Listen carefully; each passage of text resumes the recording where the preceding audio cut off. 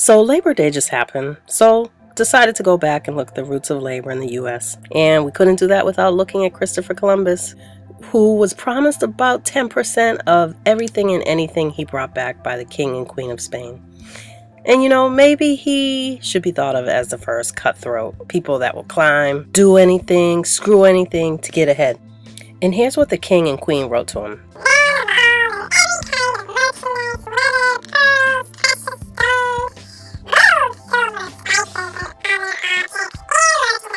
You get it. Essentially, he would get 10% of any profits he brought back. Now, for the average person, they might think trade, exchange. Not in his case. Stealing of lands, murder, rape, and slavery. Now, I know the term race to the bottom has been around for a while, but I think it's possible that actually the formation of the United States was the original race to the bottom, where European countries said, hey, we're going to go in search of land and resources, and we're going to force people to work, use their labor to gain profits. Yep, the race to the bottom. And the initial approach was sort of three-pronged. How can I take land that doesn't belong to me? Second, how can we force people to work on it and make money for us?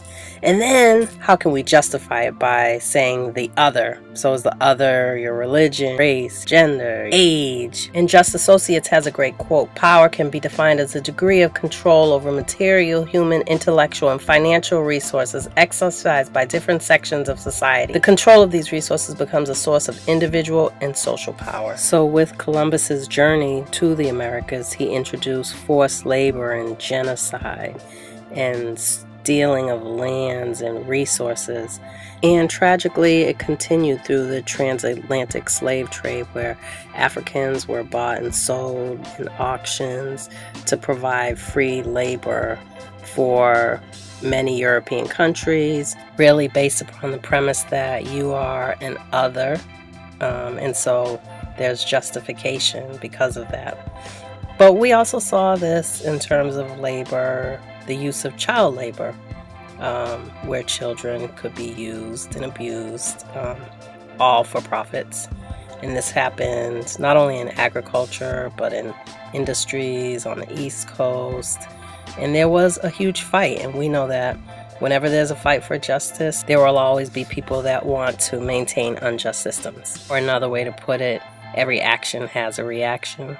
So in thinking about that, there was violence, murder, segregation, lynchings, and other unjust policies. But we also see there was a huge fight for labor rights, for education rights, for fair housing, for human rights, for women's rights. Those were the reactions of people fighting for justice and equality. And of course, the other side was fighting to maintain those harmful systems and attempting to justify it by whatever means they thought necessary. But we played a pivotal role in changing society and changing the systems that were. And it really led to a slow and steady rise for U.S. workers. And we see it in the form of government intervention with the New Deal and other programs. We see that wages were increasing, people were spending more, and wages were actually keeping up with inflation. But we still had attitudes, thoughts, and behaviors that led to unequal distribution of resources. How did you celebrate Labor Day? And I guess the bigger question is, how are workers doing today? Well, depends on who you ask, but if you look at numbers, 7.1 million workers are unemployed, 45 million people live in poverty, 9.5 million workers live in poverty. And don't even get me started on the decline of the labor union in the U.S. workforce. And making history is that 62 people own as much wealth as the poorest half of the entire world. That's 3.6 billion people.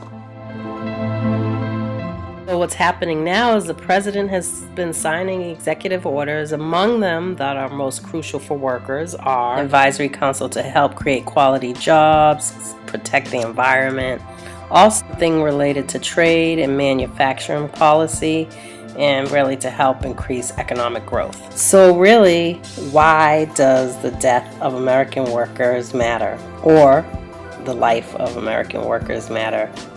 And really, how can we change? I think the first thing is that we are voters and have power to demand structures that are more fair for distributing our money. Policies that are taking place impact so many millions of people, and not just here, but around the world. 3 is that we are at a really crucial point, and it's more important than ever for people to wake up, to watch what's happening, and to participate.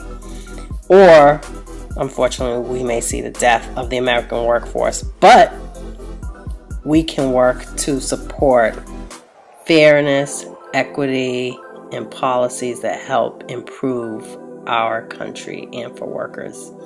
Happy Labor Day!